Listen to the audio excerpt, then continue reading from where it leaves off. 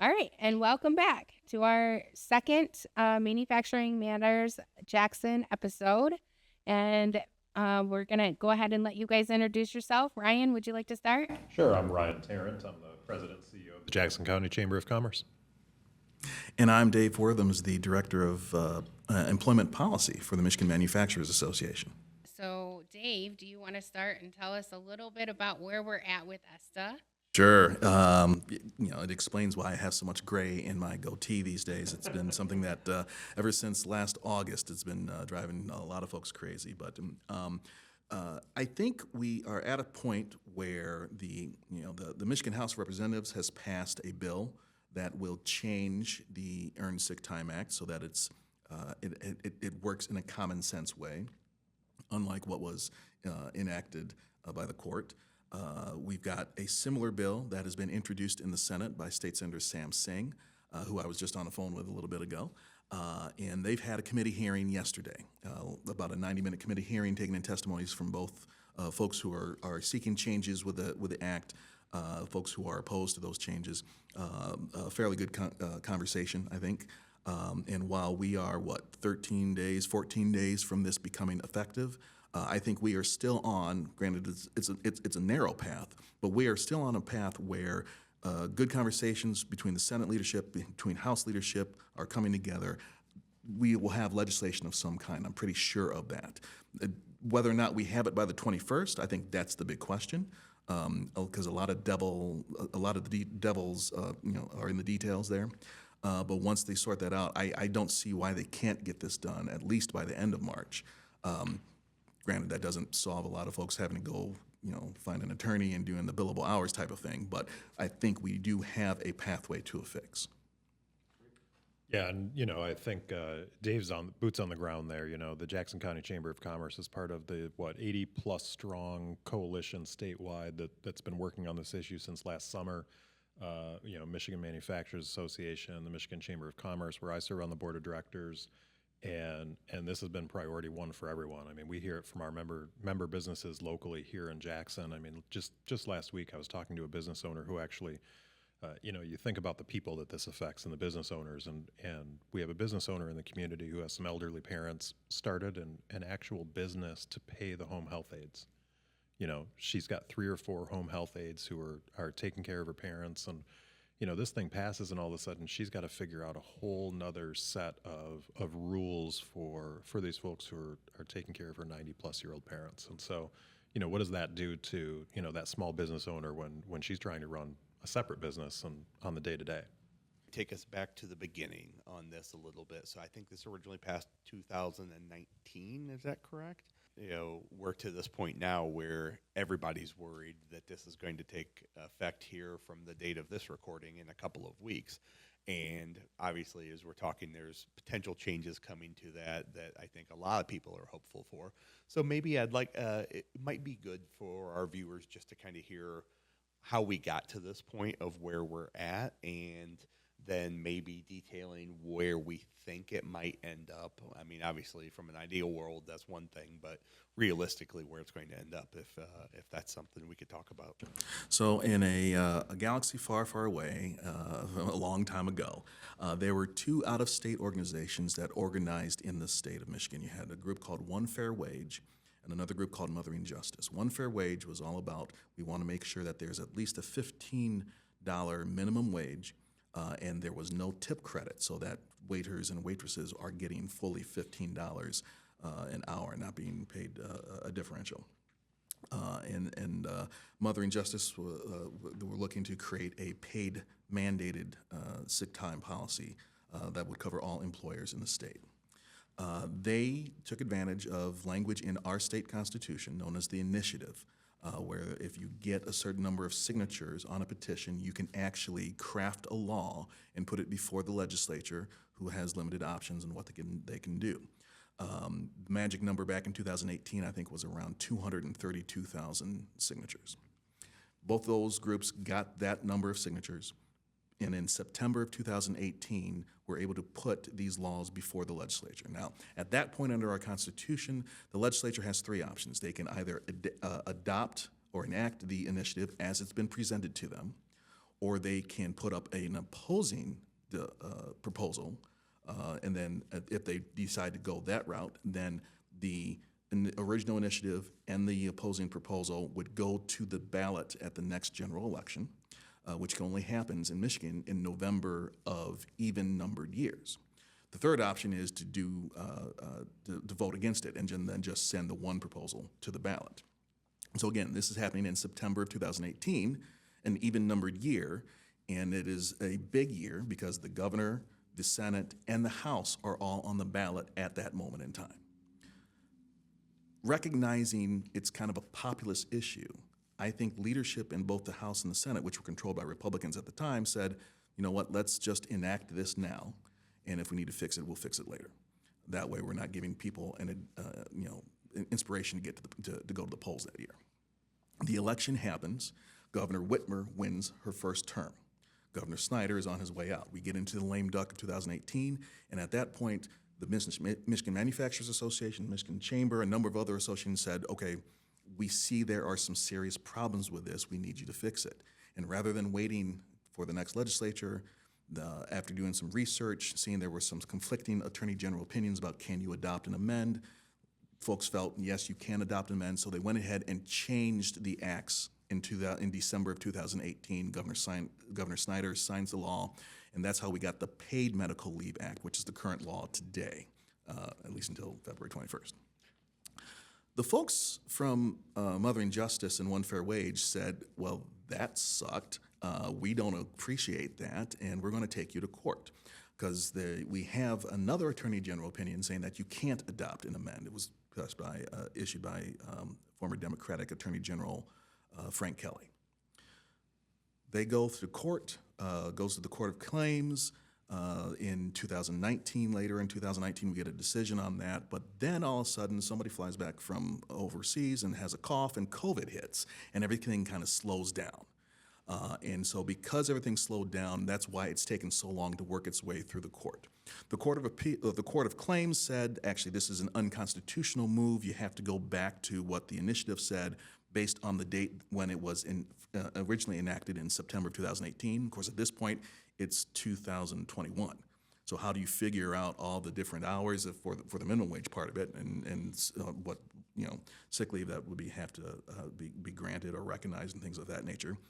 So again, Michigan Manufacturers, Michigan Chamber, a number of folks formed a coalition who said, no, we don't like that decision. We filed an appeal. That went to the Court of Appeals. The Court of Appeals ruled in our favor and said, no, actually, adopt and amend is fine. That then goes to the Supreme Court, and the Supreme Court said no. But in their arguments, they did actually listen to an argument that we put forth saying, well, if you do think this is unconstitutional, there's no way at this point in 2023 or 2024, you can go all the way back to 2018 and figure out what needs to be done. You have to make your decision prospective. Set a date in the future and let that be the starting gun. And the court agreed with that. They came up with a weird way of coming up with what that date was, but that date is February 21st, 2025. And so that's how we are here at this manic stage of trying to figure out how do we somehow contain the damage in the original initiative and recognizing that we cannot get rid of the mandate. The political environment doesn't exist to do that. So how do we handle this situation, making some common sense changes so that this works for employers and employees together in time for the 21st?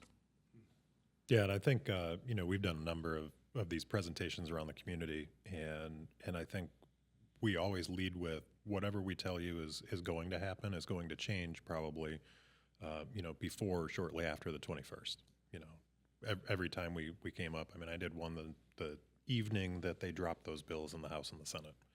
And so I was reading them off of my phone, like, this is what's in the new bills, right?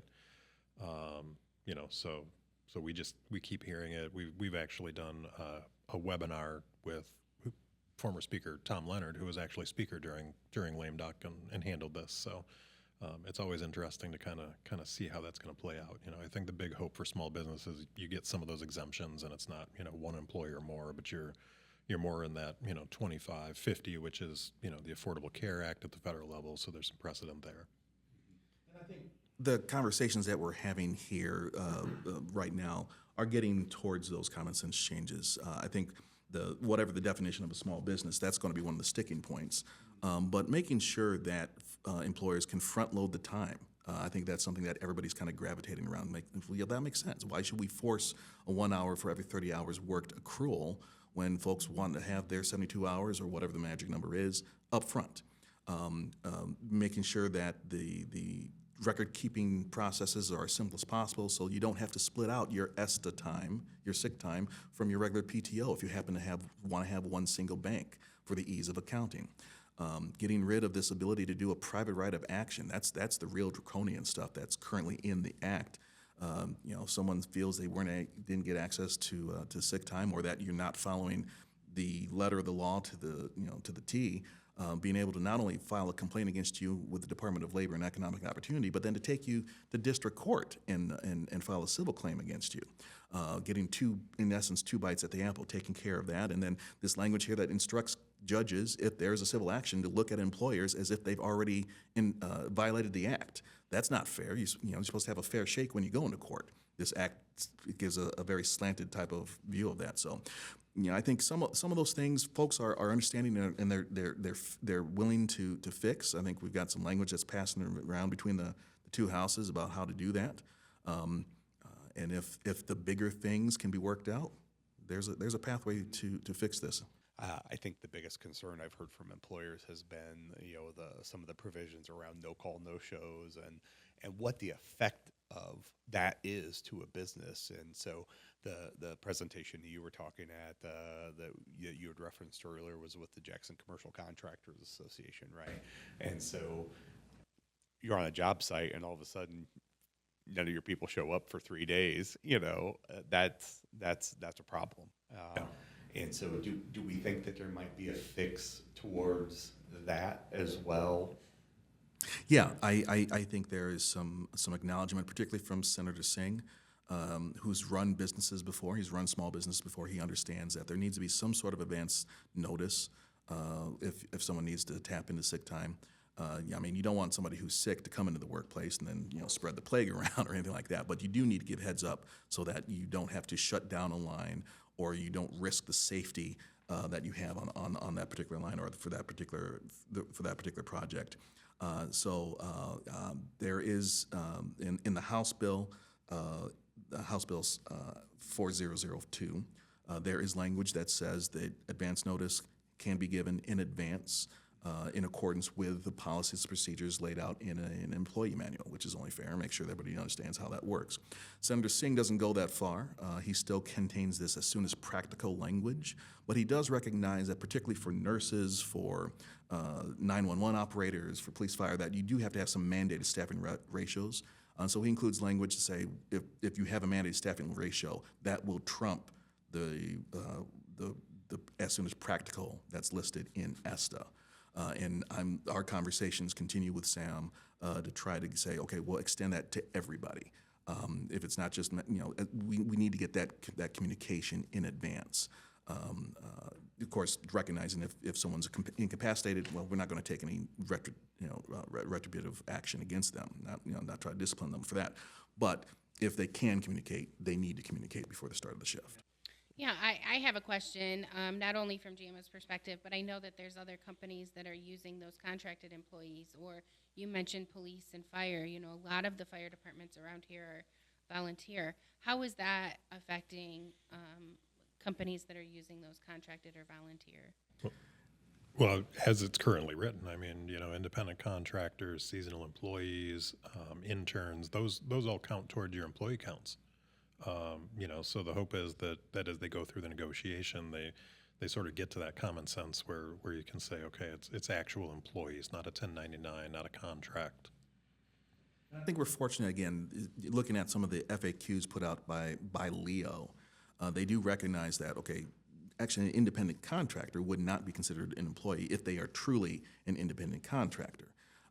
And so for Leo to say, to recognize that special classification of employee is something that I think is really clicking with a number of legislators as they take a look at this. And so I would expect that in the final bill, whatever that bill is, we'll see some language that basically will say If you have to report on your for federal income tax purposes, that's the employees who fall under this act. So that would take care of your independent contractors, and we'll try to get some other language that addresses seasonal employees or temporary employees, that sort of thing. Again, those common sense measures, those common sense changes to make this work for everybody who's involved. So, what are some good resources or tools available? So, if an employer that's watching this, they have questions, they're not sure where to go, what's the best way to find out how, to get some assistance on this, to understand it, to how to implement it into their business? So I know a number of other statewide associations have something along the lines of an ESTA toolkit that they're making available to their memberships. For the Michigan manufacturers, go to our website. We've got an ESTA toolkit. Folks can log in with their membership information and be able to download the FAQs, FAQs not just from Leo, but FAQs from folks like Clark Hill or Heinemann, some of the other major law firms in the state. Make that's available as well. So that's probably first step to take. But the second step, if they have not had conversations with legal counsel yet, you need to have that conversation now, because if for some reason we can't get this done by the 21st and the legislature does not adopt a 30, 60, 90-day pause in this, you need to be ready for this on February 21st. So have those conversations and be prepared to craft some creative employee policies that may reflect that this might get changed somewhere down the road. But you need to have that ready to go yesterday. Yeah, and I don't think we can say that enough. Go have a conversation with an attorney. Have them look at your handbook. Have them give you the language. We probably should have started with nothing we're saying is actual legal advice, right? We can go back and edit it and have it on the screen. Appreciate that, because I only play a lawyer on TV. So. Right. Did you stay in the Holiday Inn Express? That's the question. Yeah, well, and similar to the Michigan Manufacturers Association, Michigan Chamber of Commerce also has a toolkit. I mean, a number of organizations, associations do at this point. So, whoever the listeners are a part of that association statewide, I'd encourage them to look at that. You can get some of that initial guidance, and then, once you feel like you've crafted, maybe what you need to before the 21st, then you're reaching out to that attorney to make sure it's right. So with new legislation taking office earlier this year, what kinds of issues do you see, or initiatives that may take place over the coming months? Sure. So it's always interesting when you have a new legislature that starts. Michigan has 2-year sessions, and we just kicked off the 103rd legislature, and coming from a Democratic trifecta into a shared power is always interesting to see. Okay, how do the personalities mesh or don't mesh?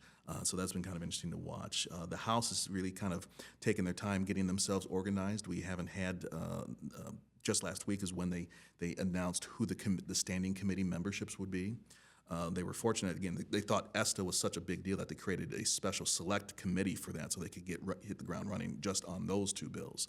But we're starting to see now that the governor has released her budget proposal yesterday. We're starting to see those conversations start to happen. For us, one of the big things is talent development. We have to make sure that we are developing and attracting the talent to take manufacturing to the next level, to deal with EVs, to also deal with improving existing ICE vehicles.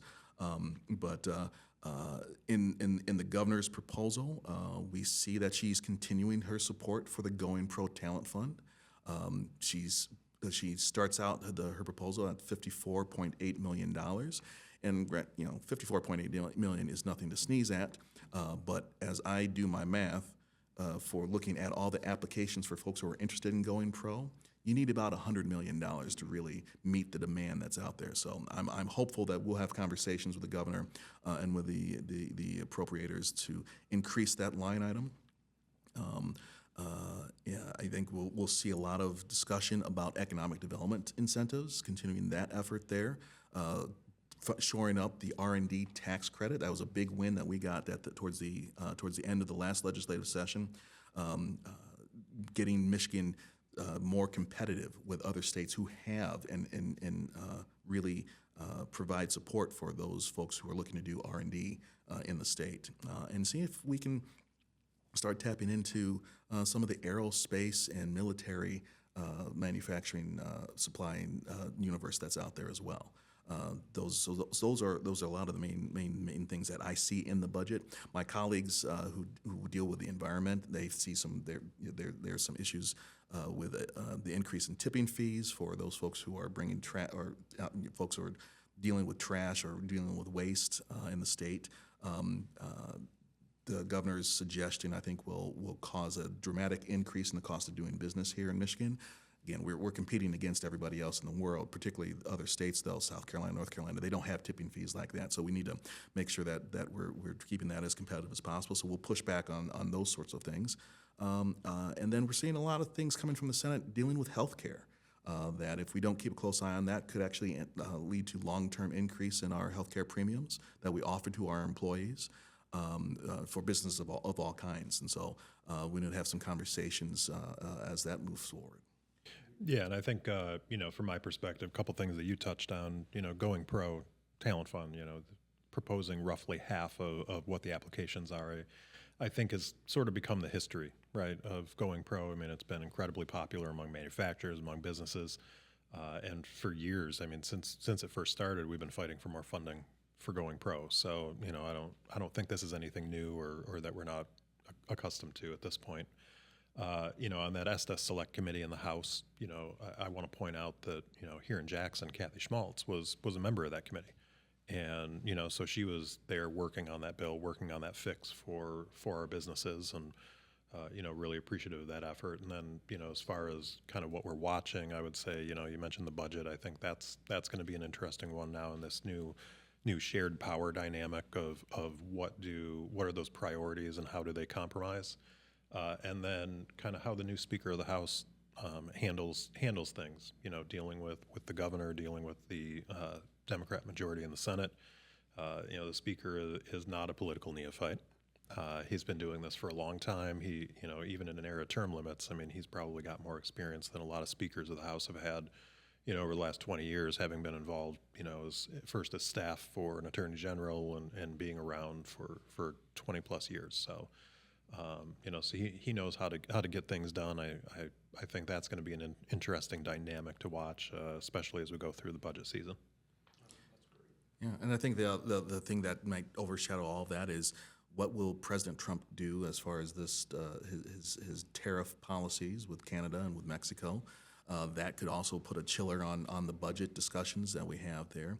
I was reading, I think it was a report in Reuters the other day that you could have, just if you were making like a door for a car, the individual pieces as you build that door may actually cross the Canadian border 7 to 10 times. So if you have federal tariffs that suddenly get jacked up, multiply that by 7 to 10 times, and that's the negative impact you'll have here in Michigan. So hopefully our friends in Washington will empower the president to have positive conversations with the prime minister and with the president of Mexico and try to keep free trade going so that Michigan won't feel the brunt of the negative impacts from a tariff war. That's something that's scary for us, right now because of that unknown and changes afoot, right? This year, it's there's been a lot of change, obviously, with the new legislature, with a new president, and some of the actions that have come down. I will say, just for us at the local level, so we do a lot of international business development opportunities. We do a lot of recruiting. We have a lot of international companies. I think we have 8 countries that are represented here in Jackson County that own companies here, and then obviously lots of businesses that sell or even have some manufacturing abroad. And so it is a big it's a big deal for Jackson County as it is for the state of Michigan. It's also interesting though because on the other side of that, some of the international companies that we've talked to just since the beginning of the year, including one that I've been talking to for quite a while that reached out and said, I'm probably going to have to manufacture in the U.S. now, and so let's talk about a building. And so there are opportunities with it as well, and so it will definitely be interesting to see where it shakes out at. So switching gears, you had both of you talked about going pro, and I mean that's obviously a huge program for Michigan, and as a guy who was still relatively new to Michigan, that was a program we knew about in the state that I was in as well, because it was such a good program and a good opportunity. And so definitely hopeful that that gets funded to the level of what it should be, because it is a competitive advantage for the state of Michigan to have. And I think that gives us a good segue onto workforce. So our first episode of our Manufacturing Matters Jackson podcast, we had representatives from Michigan Works Southeast, from Jackson College, obviously JAMA.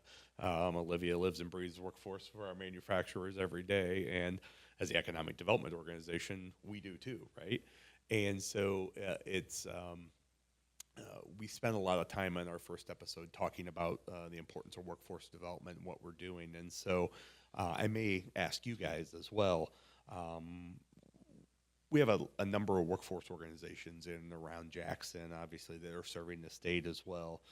But workforce continues to be that number one issue that we hear when we talk to any employer. I was at a company this morning and talking about the 10 interviews they set up, that 5 of them were no call, no shows, and then that it used to be 20 years ago, you put an ad in the Citizen Patriot, you would get a whole bunch of people that would respond to that, and then you would put them through the ringer to figure out who was going to be the best. And he's like, now we settle for the one that comes in that may have one of the skill sets that we're looking, because we want to get them hired before the next guy does, right?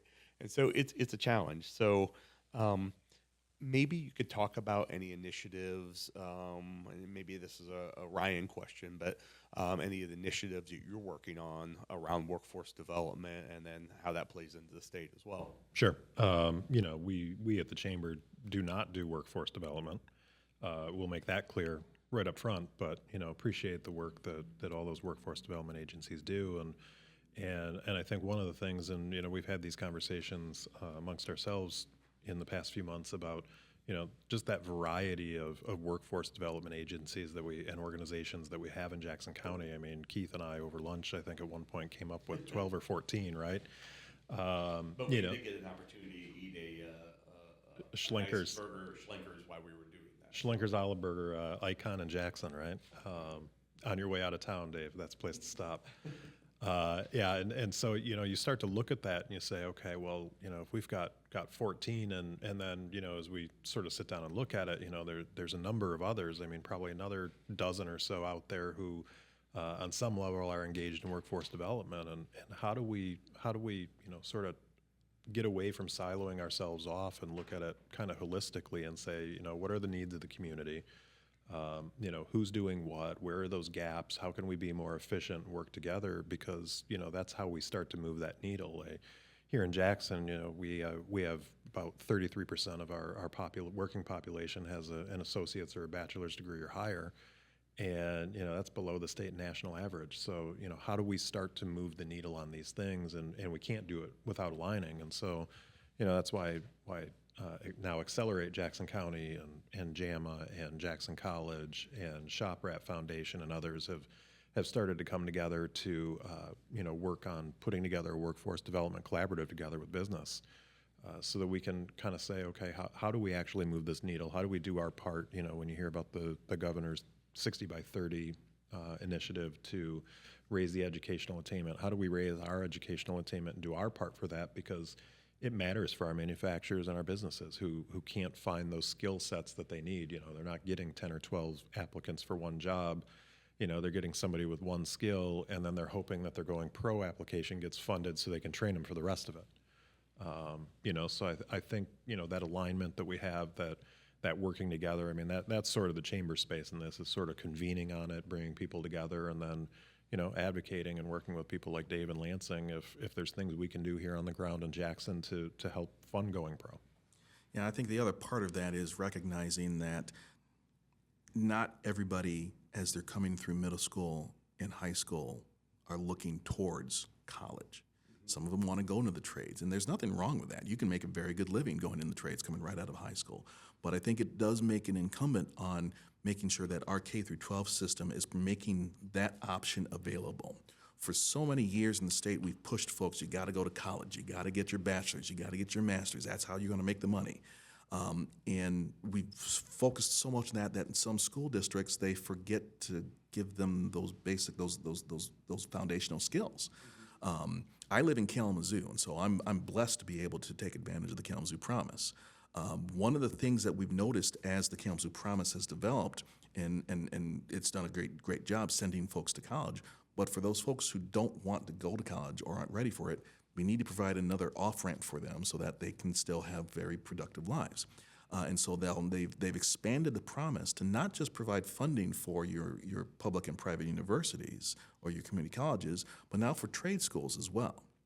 And so I'm looking forward to having some conversations, perhaps even with Nancy Jenkins-Arrow, Representative Jenkins, as she comes back to the legislature. Okay, how do we craft the K through 12 policy to recognize the pendulum can swing back more towards the middle of between that trade school versus college aspects, and then plug in Going Pro to help amplify some of that as well, but create those programs either through Michigan Reconnect or through other scholarship programs that will help give people those skills, lead them to credentials that may not be the BA or the associate's degree, but maybe a credential in welding or CAD/CAM or whatever the case might be, and help them gain those skills, and that then continues to power the economic engine of the state by covering both ends that talent pipeline, that talent spectrum. Yeah, and Dave's absolutely right. I mentioned the 2-year and up, 33%. Part of the reason we don't talk about, the credentials as a part of that, which are 100% included, is there aren't good numbers for it. All you see is some college no degree, which credentials is included in. So how do we start to track that? How do we start to identify it? So we actually know what our talent base is, so that Keith's job's easier when he's out trying to sell Jackson as a community to a new manufacturer, a new business. The Sigmund Foundation actually changed their policy, so now students going into the trades can apply for grants through the Sigmund Foundation. So we were extremely grateful when that happened. But as we're talking about those youth, what are we seeing with the population numbers, and how is that affecting everything that's going on, right? Yeah, I think the governor's recognized that is definitely a problem. She continues funding for the population council. And while I think some of their discussions are more of on the creative side of things, if you're not growing, then the state's dying. And so we do need to make sure that we are creating those job opportunities here that will attract people. And part of that is making sure that, again, we got the education system for the folks who do move here and want to make sure that their kids are being educated. Making sure that those schools have that ability to do what they need to do. We started a partnership, this is probably 10 years ago, with the SME Education Foundation to create more what we call prime schools in the state. Michigan actually now has the most SME prime schools in the nation, approaching about 60 prime schools throughout the state, on both sides of the bridge, by the way. And these schools are folks who are teaming up with local employers, again, kind of matching the needs that you have, having that conversation so that the school can craft a curriculum that creates the talent, that match the need, and then you'll be able to grow those population centers because you've created that match, and you create that kind of energy that people want to be a part of, and we've seen that be very successful. We've now teamed up with a group called Ignite to do a similar type of program, but again, working with the schools, connecting them with your local community, having that conversation, I think, is key to creating that quality of life, creating those opportunities that will attract people to the state. And then reminding folks, there is a reason we're called the Great Lakes State, because we are a great state. We have wonderful natural resources here. We need to plug that. Those resources can help develop your businesses. It can help develop your industry, and it can give you a chance to hang out at the beach too at the same time. So it's being able to promote that sort of thing, I think, will help. Yeah, and I think at the statewide level, you mentioned the Governor's Population Growth Council, the chamber for our annual meeting, Victory Lap, in March. We're actually bringing in Hillary Doe, the chief growth officer for the state of Michigan, who staffed that Population Growth Council last year to talk a little bit about this. But Keith and I were in Bentonville, Arkansas, a few months ago, late last year, and one of the things we learned in Bentonville was they're growing at a rate of 37 people a day. I hear the train in the background. I don't know if people are going to Bentonville or what, but 37 people a day when you're in Bay City or in Jackson or Muskegon or Port Huron or any number of cities in Michigan that over the last 60 years, a lot of them have lost 40% of their population. And so you start to look at that and think, well, there's got to be some communities out there that are doing this right in the Midwest and around that don't have a research institution like a U of M or a Michigan State. And so, as we started to do a little bit of digging and a little bit of analytics on some of that, kind of identified some of these communities. One in Keith's home state of Indiana and Elkhart. Looking at like Rapid City out in South Dakota, Mankato, Minnesota, Gainesville, Georgia.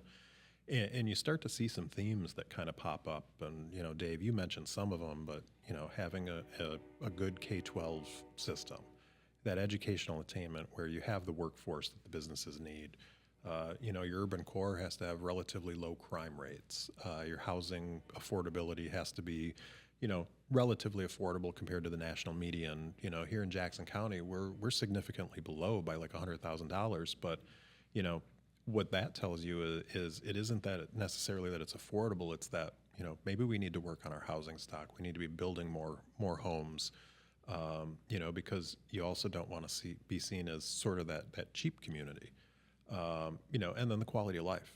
The quality of life can't be understated. You start to look at some of these migration numbers and I saw a report last week that sort of showed Southeast Michigan is now finally pulling in more young people with degrees. You see. People in that 25 to 44 age group that are starting to move to more, rural and exurban areas like a Jackson.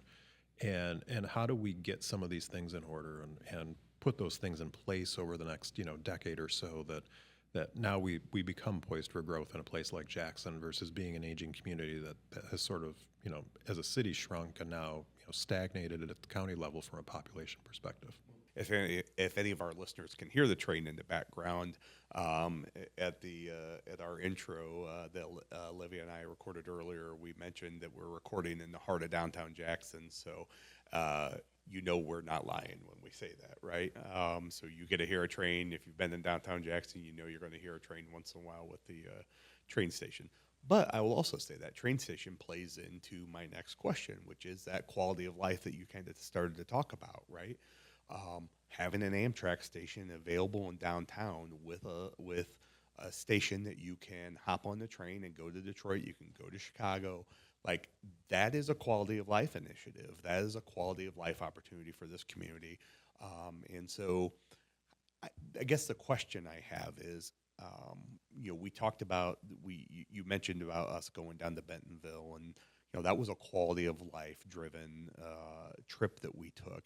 How important do you think quality of life is into the future of, not only economic development in general, but in the future of Jackson County? And would love to hear your thoughts on that, and then maybe what we are seeing from the state level where may play into that as well. Yeah, I think locally, you can't underestimate how important quality of life is.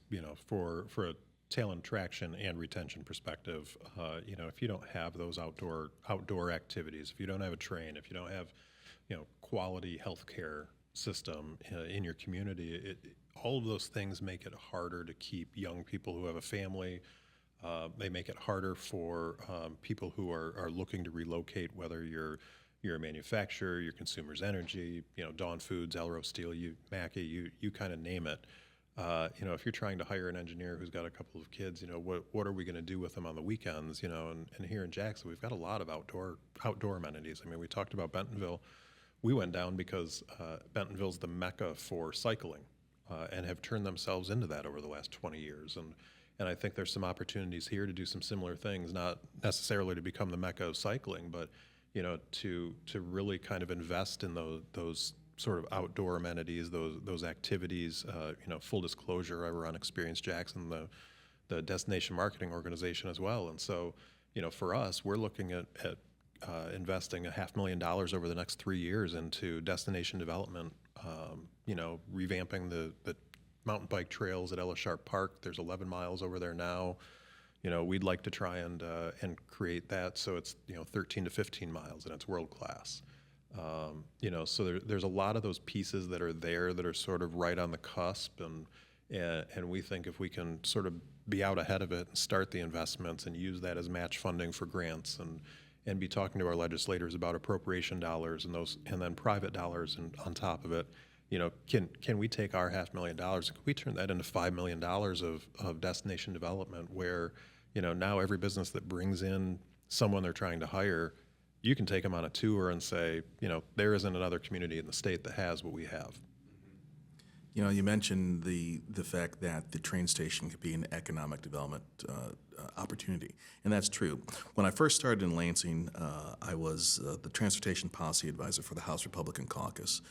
Worked for then Speaker Rick Johnson, and later on for Speakers Craig DeRoche. And so one of the things that I would see come across my desk are studies about the importance of multimodal transportation, that for every dollar you invest into a train station or a train line or some sort of multimodal project, you are getting anywhere from $13 to $17 in return. That's for 13 to 17. That's the ratio.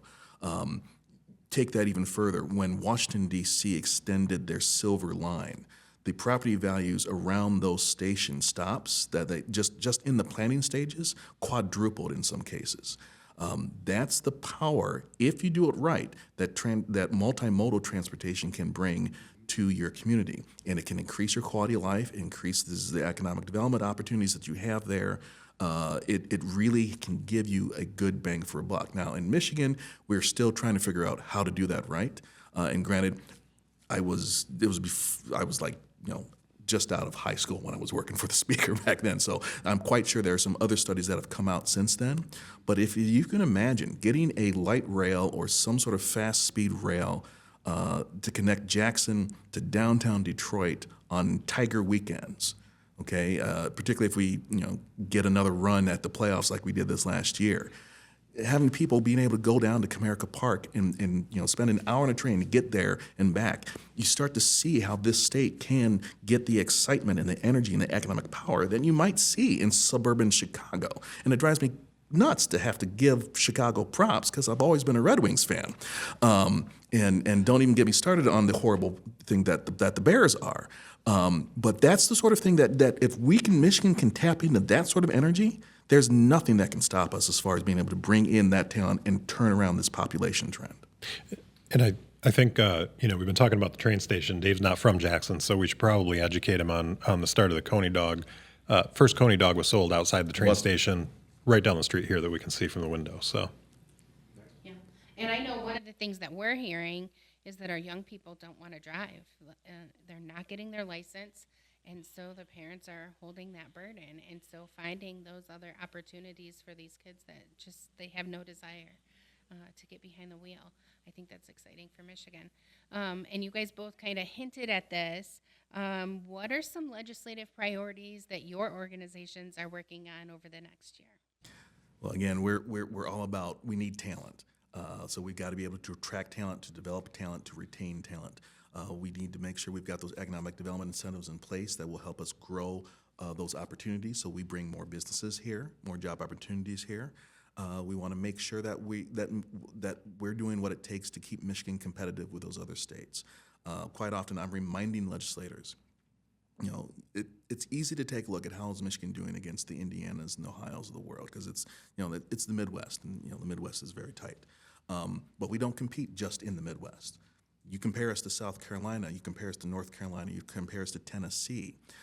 These are the things that I think with the action at the end of the last legislature as far as dealing with the increase in unemployment insurance rates, you're forgetting that if that South Carolina has a more competitive business environment. And if we don't do things to compete against South Carolina, we will lose all the time. And that it's a headwind that we cannot survive. So let's make sure whatever we do, those conversations we have, the policies we enact, make sure that it leaves Michigan in a more competitive position than when we were yesterday. Yeah, and I think we'll, our priorities are going to be similar to, what Dave's talking about. We're going to be looking at those things that make Michigan better for business, whether that's at the local or state levels, federal levels. Those are the types of things we want to be engaged in, we want to support. And then from a priority perspective, looking at the different appropriation dollars that are out there. We've got 6 legislators that touch Jackson County, and where are those kind of transformational opportunities? I mentioned the mountain biking trails at Ellis Sharp Park. We've made a request for $750,000 to, kind of ramp that project up and finish it up in 2026 so that it's open for business. And I think those are the types of transformational things that, as a Chamber of Commerce, we can interact and become sort of that community advocate for those types of projects, even though we'll never see a dime of that money. That's sort of the benefit of having a strong Chamber of Commerce in your community. One of the questions I would have then is, what advice would you have for business owners, manufacturers, business owners here in Jackson County on how to get more involved with the Chamber or the MMA?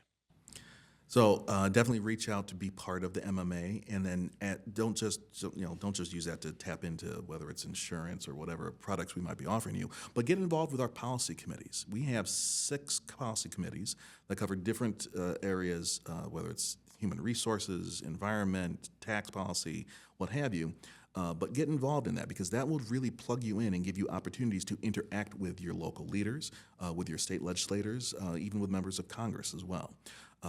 The strength of the association isn't the fact that they see my face every day. They get sick of seeing my face. The strength of the association is the individual members. And if you can be part of that, you really are going to be a part of the power that's moving Michigan forward.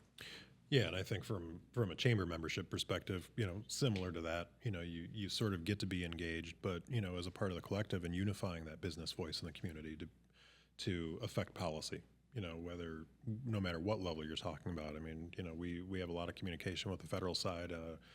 My background, almost 2 decades in federal government. So, I think reaching out, becoming a member, whether that's the chamber, whether that's JAMA, the MMA, the Michigan Chamber, getting involved with that association that has a strong government affairs and advocacy background, that has some benefit to your community. I think, it's a small investment for, the payback that your business gets, that your community gets, and the impact that you can have as part of the collective. Absolutely. Anything else?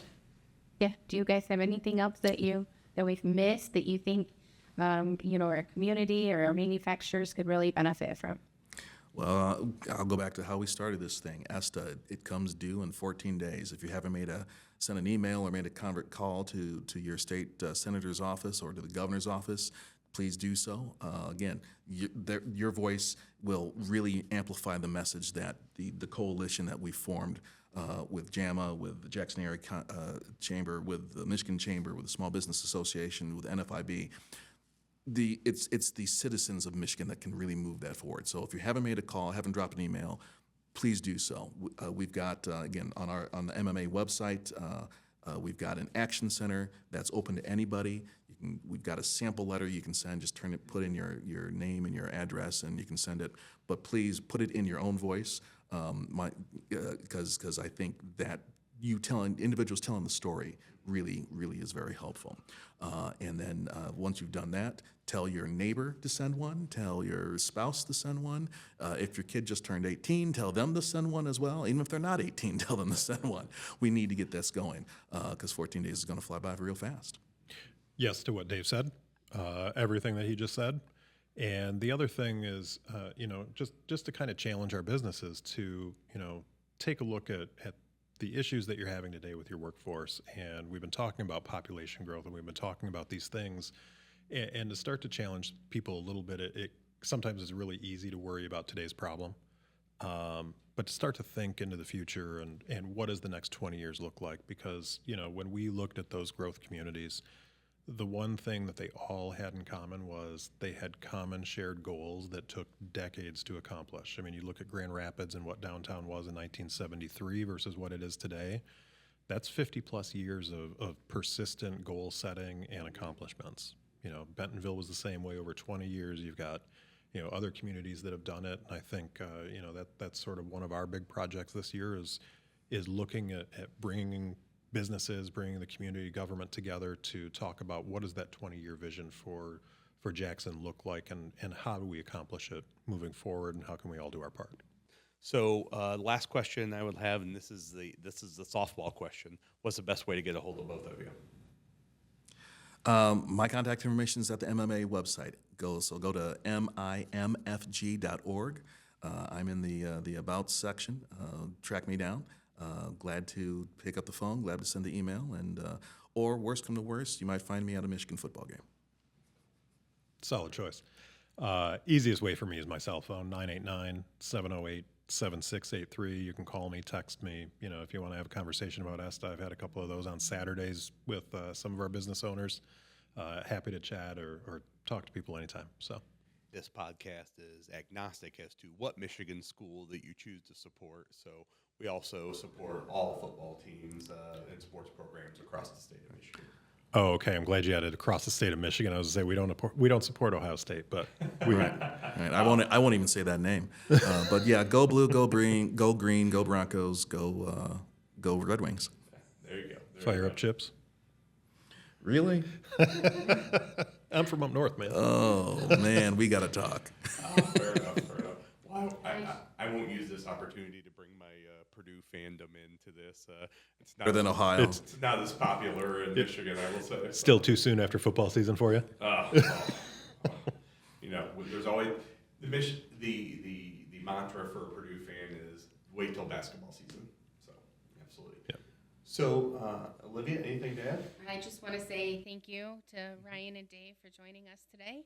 And if our viewers ever have any topics that they would like for us to discuss on this podcast, feel free to reach out to Keith or I. Absolutely. Thank you for coming, gentlemen. Thanks, guys. Thank Appreciate you. it.